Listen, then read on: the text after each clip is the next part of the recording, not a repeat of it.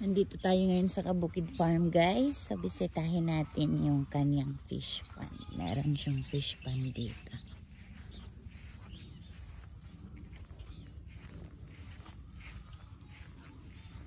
Ang laki ng fish pond niya. Ah.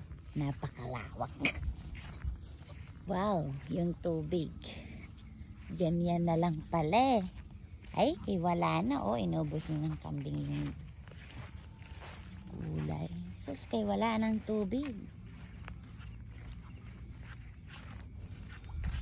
Eh, yung isda, oh, ang lalaki, oh.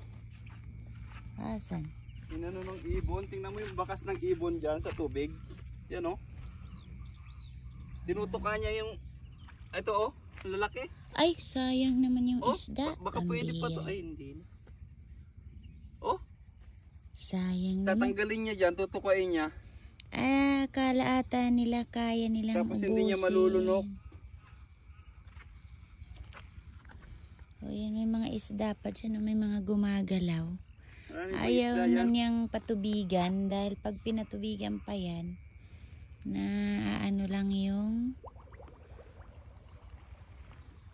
ina-absorb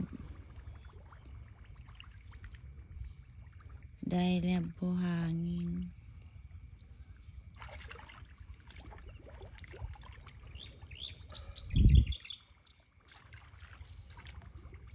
Baka iba nang mahuli mo dyan, eh.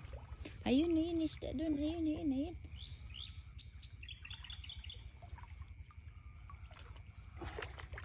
Kinakain lang ng ibon. Tingnan mo yung bakas niya, oh.